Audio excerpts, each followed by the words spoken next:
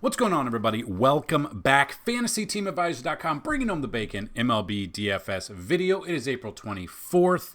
It is Tuesday. We are back with another full video. We're going to break down every single game. We do it a little bit differently than what you're probably used to. And I've had a couple of comments in the past, a couple other videos ago, that we talk too much, they don't have 40 minutes, so on and so forth. And they just want me to give them picks. So if that's kind of what you're here for, we have that on the website. You can go to FantasyTeamAdvisors.com. You can sign up for FTA Plus. We've got it all over there under the MLB tab. We've got everything over there. We've got picks. We've got cheat sheets. We've got here's our cheat sheet from yesterday. So picks at each position from up to 7 at each position.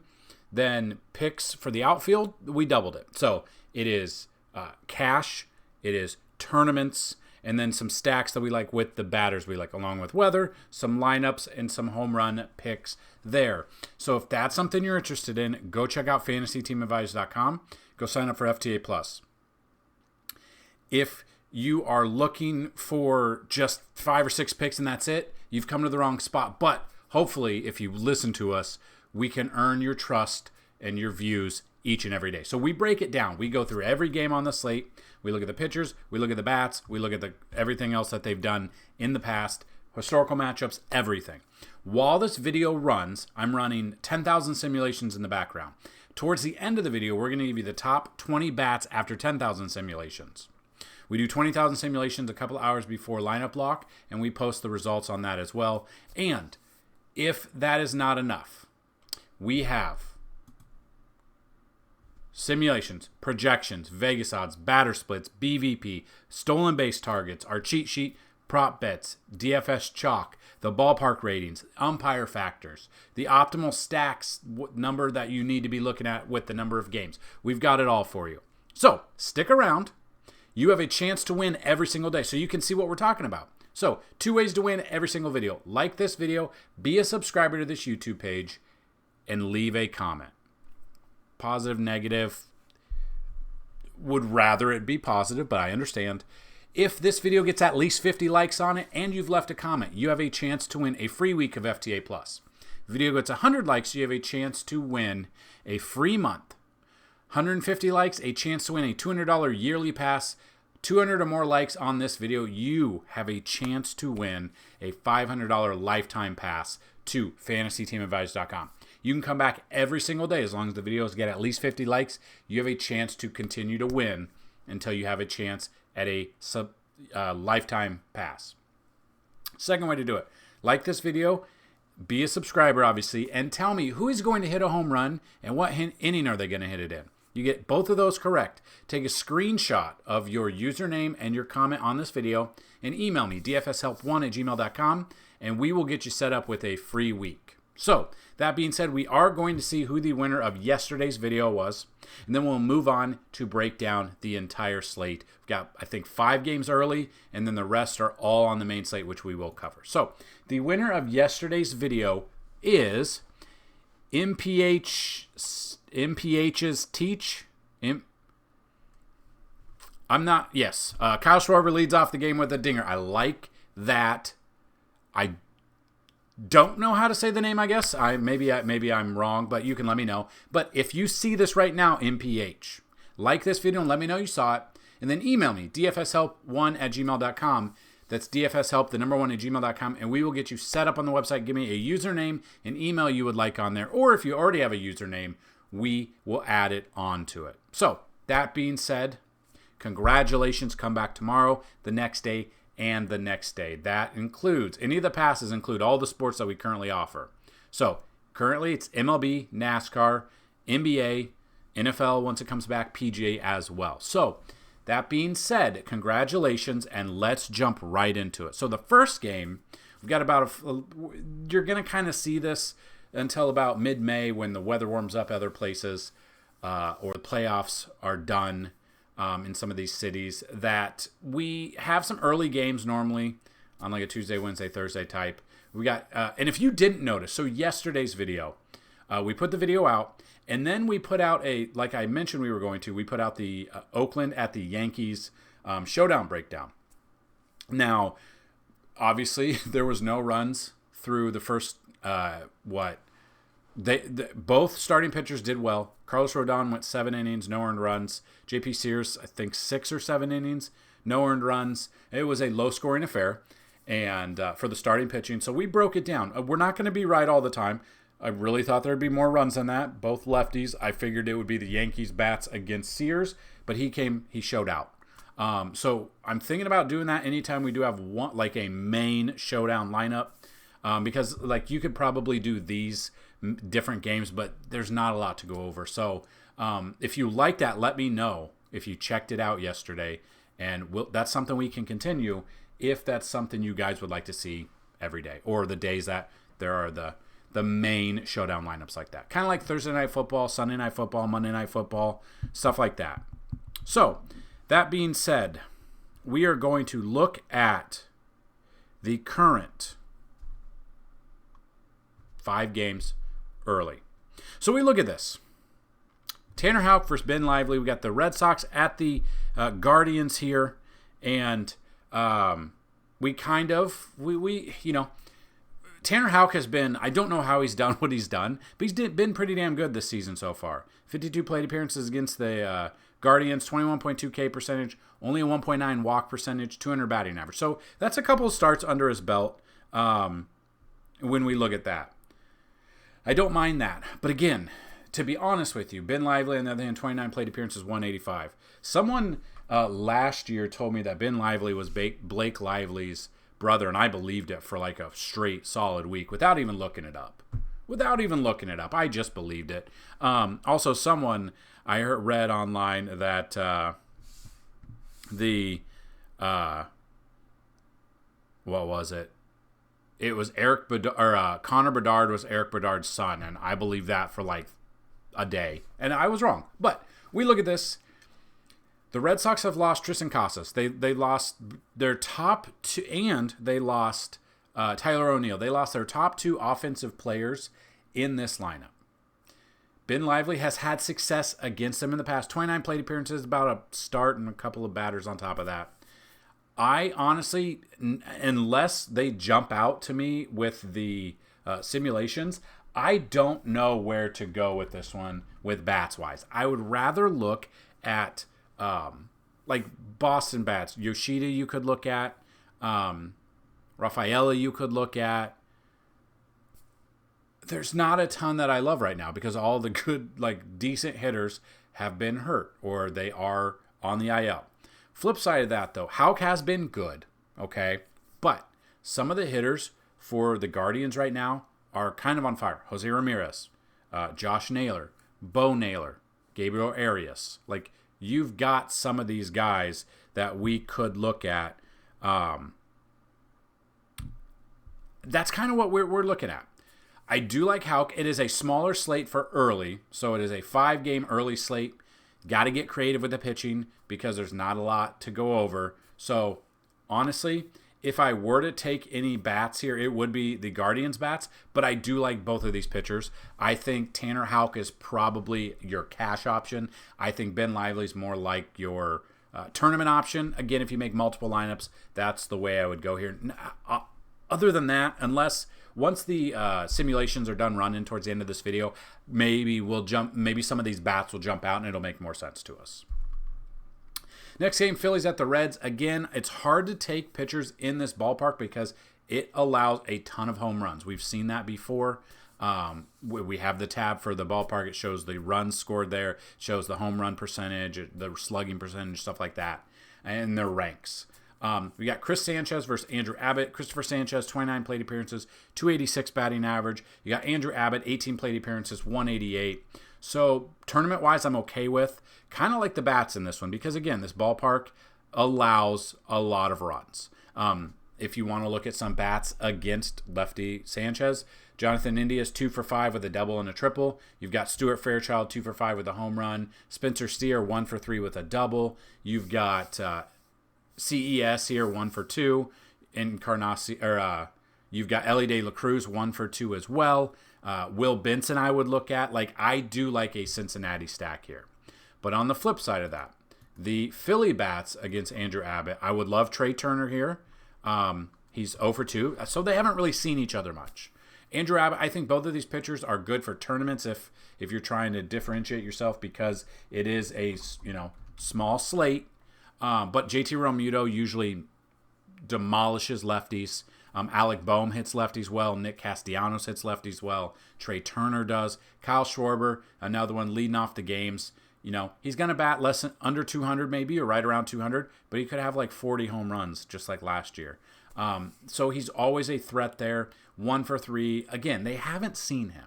But this ballpark, as long as the weather holds up and the way the wind is blowing, we could see some runs in this game that I just don't know if I trust either of these pitchers, to be completely honest. So I'd rather focus on the bats in this game.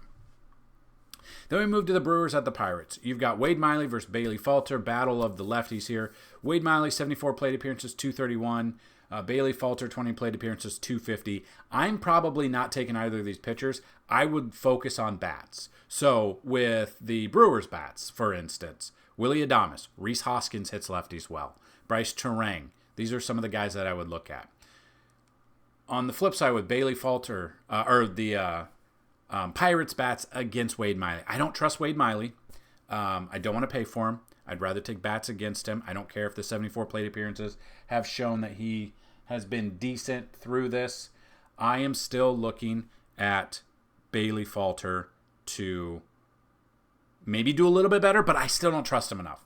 I would look at O'Neal Cruz, Andrew McCutchen. I would kind of look at Jack Sawinski. Cabrian Hayes is another one that I would look at for Pirates bats. So I don't trust either of these pitchers. I'd rather take the bats in this game. Dodgers Nationals, Patrick Corbin is bad. He's faced 243 plate appearances of the Dodgers. 280 batting average, only 19.8 K percentage, walking 10.7% with a 370 WOBA. James Paxton, 27 plate appearance, 259. Now, it is true over the weekend, I love to stack against the Washington Nationals with whichever pitcher was going. Didn't really work out for the most part, but I would rather take the Dodgers bats. Off the top of my head, without having looked at previous matchups, BVP or anything, Mookie Betts is going to be very expensive, but at the top, don't be surprised if he hits a home run to lead the game off. He gets stolen bases too, gets on base, RBIs, he does it all. That's number one. Anytime we can take a Teoscar Hernandez against a lefty, I'm in on that one. Would not be surprised to see him hit a home run.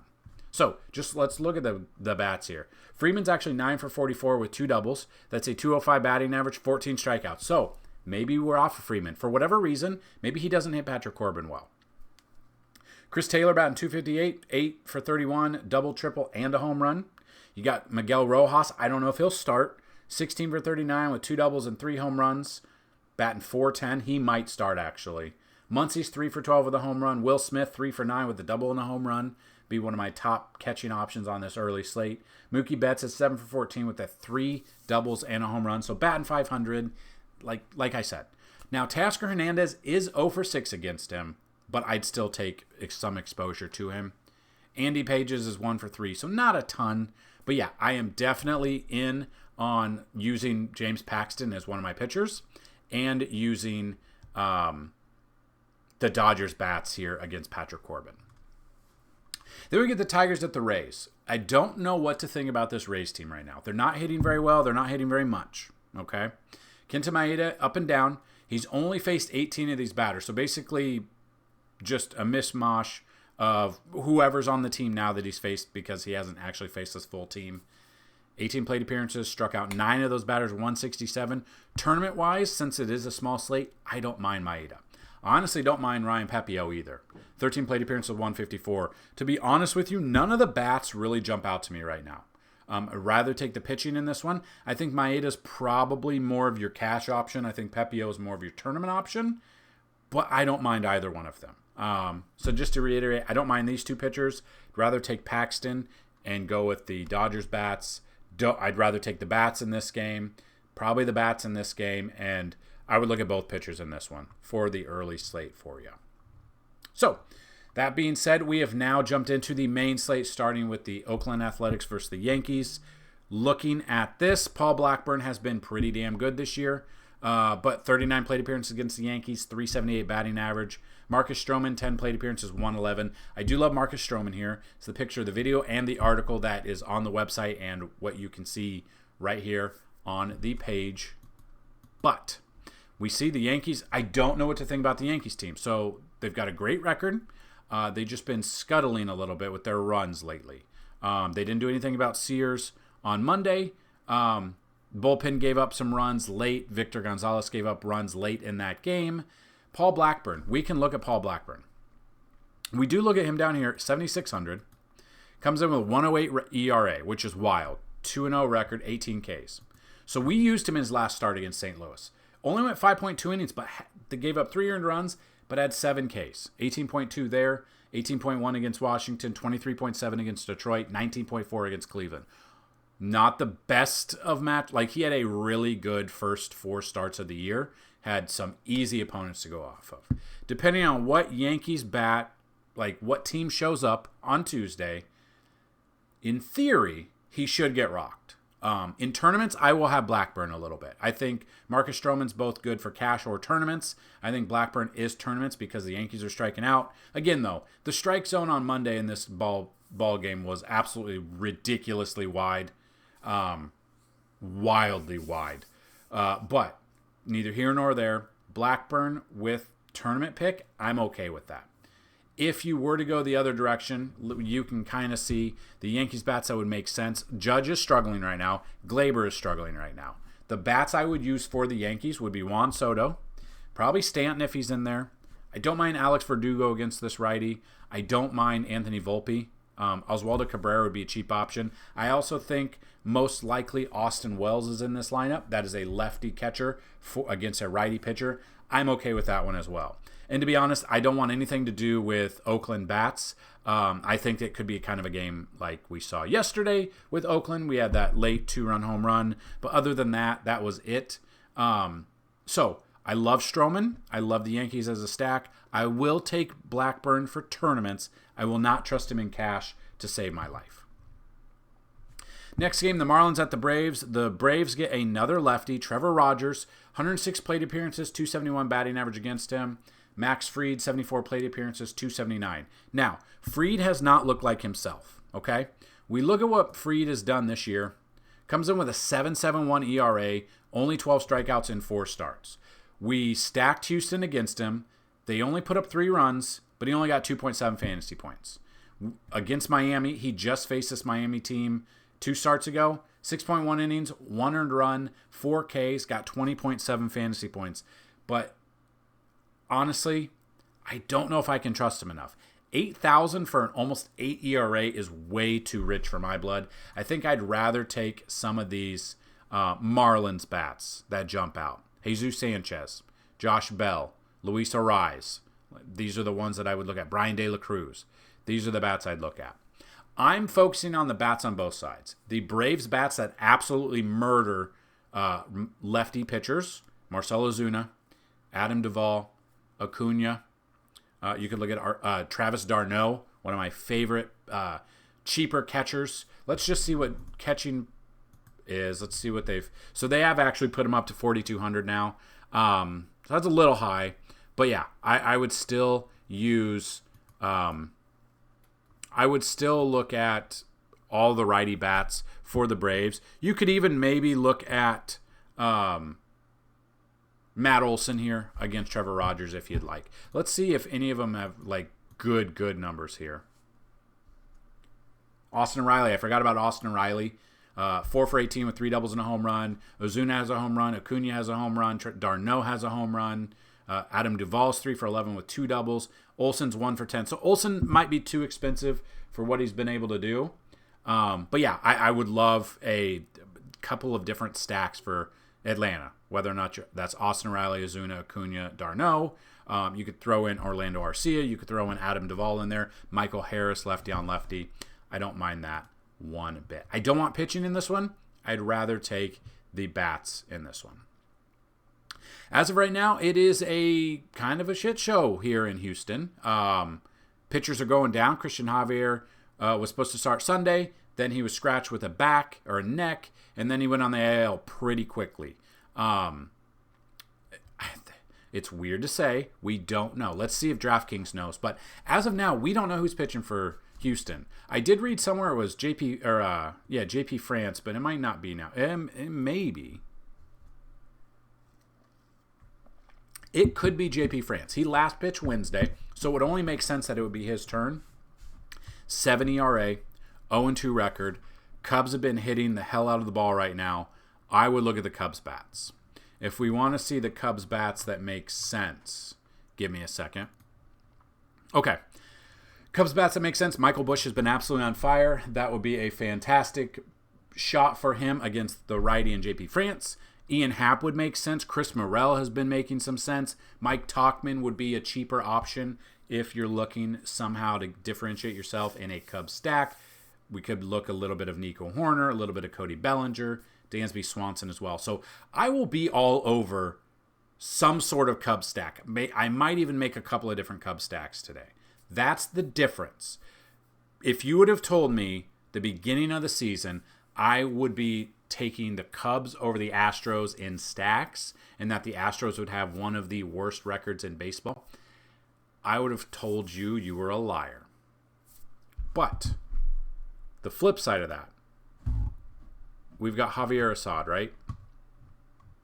Or Jordan Wicks. Jordan Wicks has only faced one plate appearance. He is a lefty. If you watch the video on either Saturday or Sunday, we looked at the BVP or the batter splits. So with the batter splits,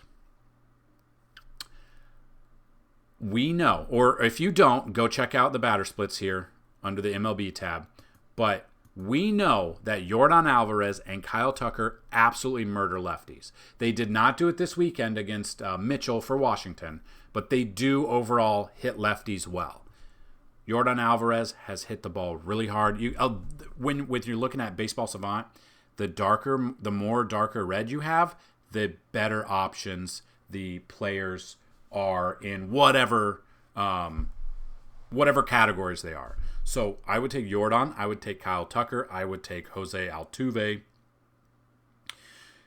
I usually love to take Yonder Diaz against lefty pitchers. They just overall as a team have not been doing well. But he's hitting well. Jeremy Pena's kind of coming on. I would look at him. You could look at Bregman. I would look at all of the righties in this lineup and then add Yordan and Tucker. It's just the way baseball's been going the first 3 weeks. The A's had no business beating the Yankees yesterday. The Astros have no business being this bad. It's so weird. But in this game, I would not take either pitcher. I would stack both sides. I honestly would stack both sides, both the Astros and the Cubs. Then we get to the next game. Blue Jays at the Royals. Now, this is Kauffman Stadium. This is the stadium that is a pitcher's park overall. Gossman, in his career, 105 plate appearances, a 265 batting average, 21.9 K percentage, only 5.7% walk against this Royals team. Flip side of that, Michael Wacha, 83 plate appearances, 278, only 13.8. So obviously Wacha's seen him because he was with the Red Sox. So we can look at this. Gossman, 8,500. And you see his first start, he was 9,800. He's come a long way. He had a good start against Tampa Bay, 2 bad starts, one against the Yankees, one against Colorado. And then he had a good start against the Yankees. The problem is the most amount of times or innings he's pitched has been 5 innings, and that's been 1 start. His price at 8,500, especially against this Kansas City team, no business in cash. 4 starts, 16 Ks, 8.16 ERA. It's up there. And this Royals team, I don't know what's going on. They are number 8 in the power rankings as of yesterday, after 3 weeks, which is wild to say. Cash-wise, I'm not paying $8,500 for Gossman. In tournaments, I'll throw him in there, but he has been bad. I'd rather look at the Royals bats, again, which is weird to say, but I would look at Bobby Witt at the top. Vinny Pasquantino would be my next one. MJ Melendez would be a little bit cheaper option. It just depends. The other bats, and it's so weird to talk about, but we look at the other bats for Kansas City, and MJ Melendez has been number 2. Sal Perez has been 3. Michael Garcia. Nelson Velasquez would be a cheaper outfield option. Vinny Pasquantino if you want to get a little bit crazy on first base. That's probably it for what I would do there. It would be Pasquantino and up, all the red. On the flip side of that, with Michael Wacha, we kind of see he's 8,200, right up there. 3.75 ERA, so kind of elevated a little bit. Not as bad as Gossman. He's going 6+ innings in games almost. Didn't have a really good start against the White Sox, only 4 Ks. The problem is the strikeouts have not been there for him enough. Flip side, if we're looking at Toronto bats, Vlad, Davis Schneider, Justin Turner, Dalton Varsho, I don't mind them. You want to get even cheaper, I would go George Springer too, but you want to get cheaper, Vogelbach, if he's in there, dude is massive. Kevin Kiermaier would be a cheaper option that I would look at as well. So overall, probably, I mean, it's weird because this is a pitcher's, like a pitcher's stadium. It's a pitcher's park, but I don't know if I want these pitchers. I'd rather take the bats on both sides. I'm leaning more towards, Kansas City bats, but I'll sprinkle in some Tampa Bay bats if I'm making multiple different lineups today. Brings us to the next game, Chicago White Sox versus Minnesota Twins. Eric Fetty Wap versus Pablo Lopez. Fetty, 21 plate appearances, 389. Pablo Lopez, 50 plate appearances, 208 batting average against him. And you know, we've taken pitchers against this White Sox team pretty much all year, and it has not let us down. Pablo Lopez, he has not faced them this year, but he's coming off a fantastic start against Baltimore. Baltimore's a way better team. Does have an elevated ERA of 4. We're getting 85+ pitches in these games. We're getting basically right around 7 strikeouts except for Cleveland. Really good start against Kansas City. 2 bad starts against Cleveland and Detroit. Then a really good start against Baltimore. I would take him against the White Sox. I do not trust the White Sox bats. I don't care if Eloy's back. He's going to be hurt yet again. Don't worry about it. I would look at that. I would not look at Eric. We could look at Fetty. He's actually 7,500. 310 ER. I mean, he did have a good start against Kansas City. 5.2 innings, no earned runs, 5 Ks. Bad start against Cleveland. A middle-of-the-road start against Kansas City. Middle-of-the-road, pretty good start against Detroit. Depends on, I mean, Fetty for tournaments I'm okay with, but I would rather take Minnesota bats in this one. So the bats that I would even consider for Minnesota, Byron Buxton, always one of those that's up there. We've got maybe a little bit of Kirilloff, maybe a little. You got Carlos Santana, but he hasn't been doing much. Edward Julian, I would look at. Austin Martin, maybe a little bit. Kepler, but yeah. There's not a ton that I like for Minnesota. So when we dig in a little bit, I think Pablo Lopez is your cash pitcher. He's got a great matchup here. I think Eric Fetty, I think you could look at tournaments. I wouldn't put a ton of money in it, and if you are the one that makes like 1 or 2 lineups, I would not have him in my top 2. But if you make 20+ lineups, I honestly do not mind that at all. Diamondbacks versus the Cardinals is the next game. As of right now, Baseball Savant does not have a pitcher listed, but they think it's going to be Logan Allen. But again, don't know. Began the 3rd inning in place of starter Ryan Nelson, who had taken a liner off his elbow in the inning before. That just depends. It really depends. It might be Logan Allen. It also... It could be Ryan Nelson. We just don't know. I do remember we took Nelson in his last start. He left hurt pretty early in the game and we got screwed over. But could be Logan Allen. If it is, I would rather take the bats in this game. So we do have Steven Matz. 72 plate appearances, 324 batting average against this current Arizona team. I'm guessing it's Christian Walker. Well, Ketel Marte's 5 for 18 with a double and home run. Love Ketel Marte there. Love... Eugenio Suarez, 4 for 10. Kevin Newman would be a cheap option I think a lot of people will be off of. Wouldn't even think about him. He's 7 for 12 with 3 doubles there. So Ketel Marte is the only one that's had a home run against Steven Matz. And we look at what Steven Matz has been able to do this year, which has been way better than I thought. 3.60 ERA. Against Oakland, didn't do anything. 5 innings, 5 earned runs. Against this Arizona team not too long ago, gave up 4 runs, 1 of them earned, only 2 strikeouts. The strikeouts have not been there for Steven Matz, and paying $7,300 for someone who gets less than 4 strikeouts is not what I'd rather do. I'd rather take Arizona bats. Lourdes Gurriel Jr., Ketel Marte, Eugenio Suarez, Kevin Newman, even Christian Walker, who really hasn't had success against him. I would look at him. Logan Allen, I wouldn't be taking. I would be taking the Brendan Donovan for the Cardinals. I would be taking Nolan Arenado, Paul Goldschmidt. These are the Lars Nootbaar you could look at. Wilson Contreras, if he's in there, or Ivan Herrera, just depends on who's catching. Maybe Contreras DHs, I don't know. Love me to take in Wilson Contreras against lefties. I absolutely love that. Usually 9 times out of 10, you've done well with that. So that is one that I would look at.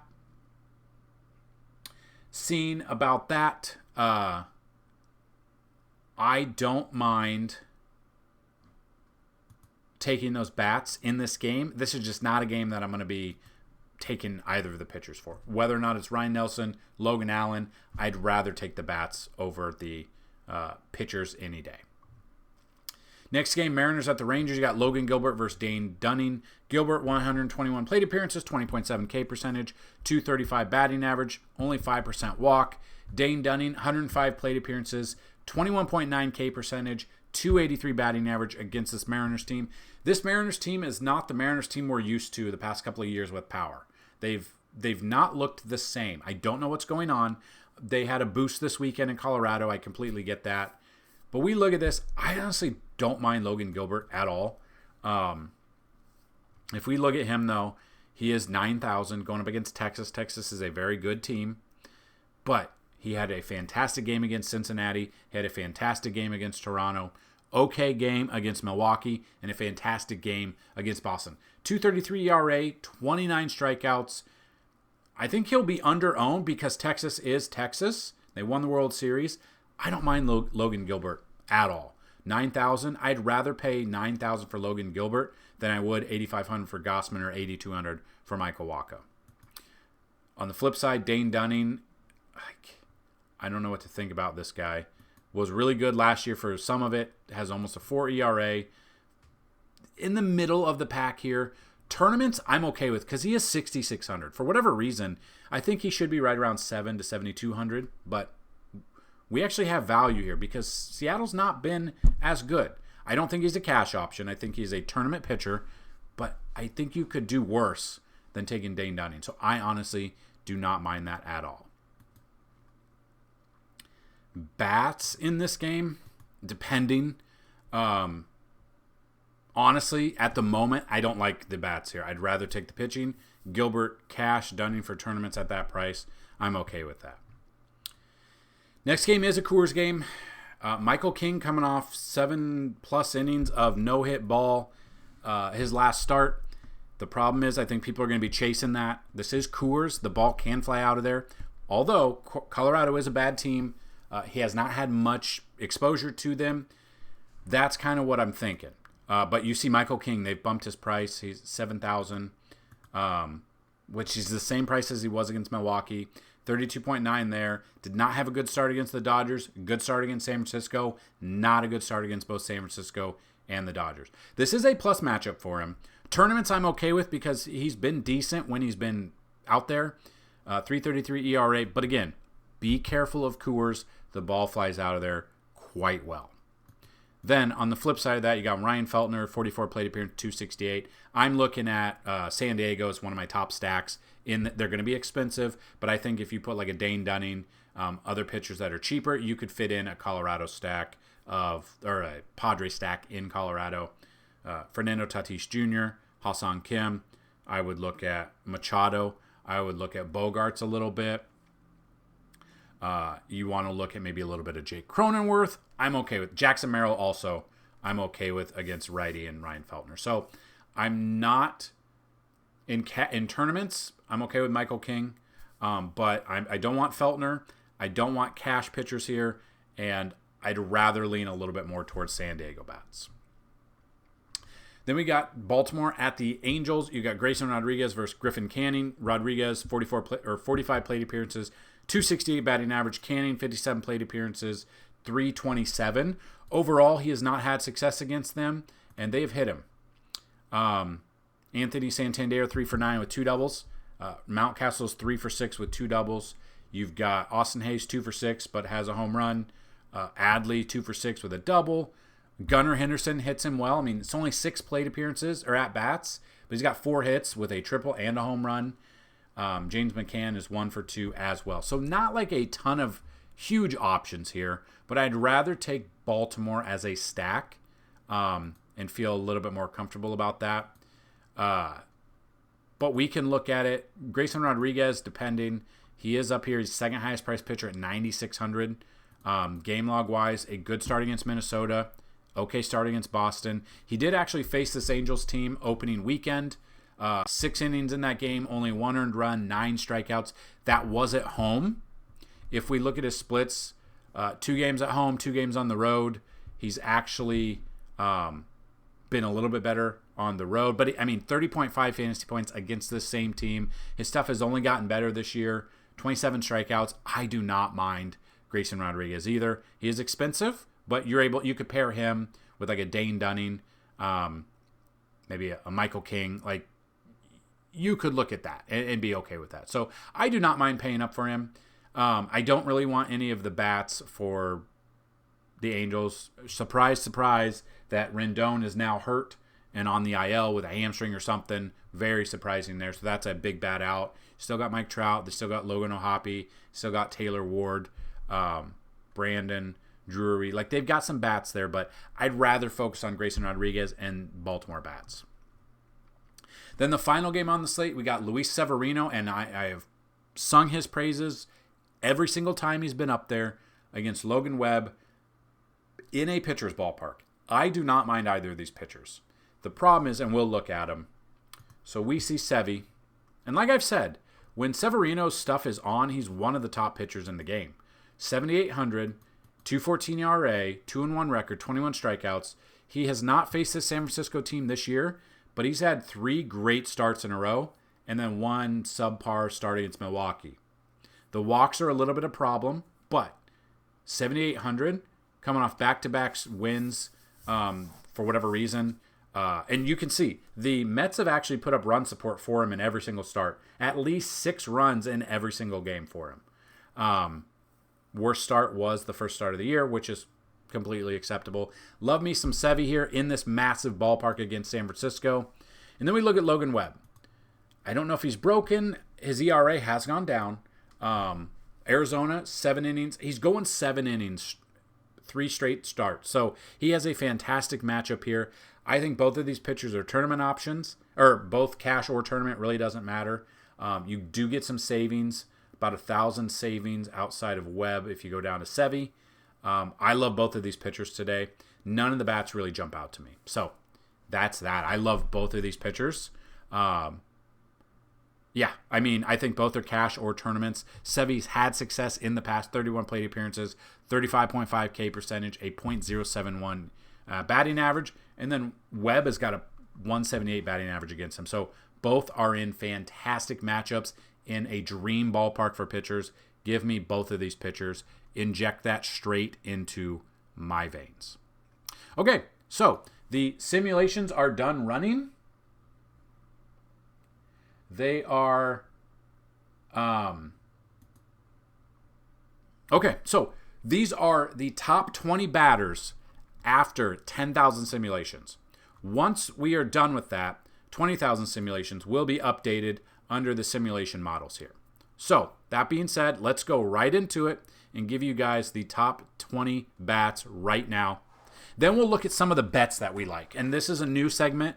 We look at some of the bets at the end of the video, home run bets, some pitcher bets, the odds. So if you are into bets with the better odds, hit the bell notification here on YouTube because you need to see these videos before everybody else. Because once more people look at some of these bets, the odds are going to shift not in your favor. So as of right now, I don't think it's going to be a surprise with some of these bats. Number 1 is Mookie Betts. Number 2 is Acuna. 3 is Ohtani. 4 is Trey Turner. 5 is Tatis. 6 is Aaron Judge. 7 is Anthony Volpe. 8 is Matt Olson, which, again, I don't know if I agree with that, but that's the simulations right now. Number 9 is Ryan McMahon. 10 is Teoscar Hernandez against Patrick Corbin, one of my favorite bats of the day. 11, Julio Rodriguez, J-Rod. 12 is Xander Bogaerts. 13, Manny Machado. 14, Bobby Witt Jr. 15, Kyle Schwarber. 16, Nolan Jones. 17, Giancarlo Stanton. 18, Gunnar Henderson. 19, Marcus Semien. And number 20 right now is Jorge Polanco against Dane Dunning. So those are your top 20 bats as of now. It will and can change. Probably does, maybe even by the time you watch this video. But that being said, those are your top 20 bats. If you want to look a little bit at some of the odds for home runs right now, doing simulations with the odds right now, Teoscar Hernandez against Patrick Corbin is plus 367. Mookie Betts is plus 374. Aaron Judge is plus 426 against Blackburn. He is due for a home run, but he has not been swinging the bat very well right now. Shohei Ohtani is plus 446. And if we jump down a little bit, Justin Turner against Michael Wacha is plus 1090 right now. And Vinny Pasquantino against Gossman, who does have an inflated ERA, plus 1199. Those are some massive odds to throw maybe like $5 on Pasquantino to hit a home run. I do not mind that one bit. Some of the pitcher strikeout odds, as of now, again, it can change. The line right now, Luis Severino, 4+ strikeouts. I wouldn't be surprised if he gets 6+. I do like that line. Michael King is right now is over under 3.5. I love that, even in Colorado. Stroman over the Athletics. For whatever reason, right now the line is over 3.5. Wade Miley is over 1.5 strikeout. These lines don't make any sense right now. Take those odds. Depending on when you watch this video, the odds may have changed already. Paul Blackburn over under 2.5. That's another one. I think it's an easy one, especially if Stanton's in there to strike out or Glaber is in there to strike out. Those odds are going to be boosted. So that's what I've got for you on this Tuesday. I do not know if in the description is our Discord, but I do not know if I'll be around during lock. We have another baby appointment, so I'm not 100% sure if I will be able to answer questions. I will try my best. So that is what I've got for you. Good luck on this Tuesday slate, and make sure to come back tomorrow for another great MLB breakdown brought to you by FantasyTeamAdvisors.com. Good luck today, and as always, let's bring home some bacon. Peace!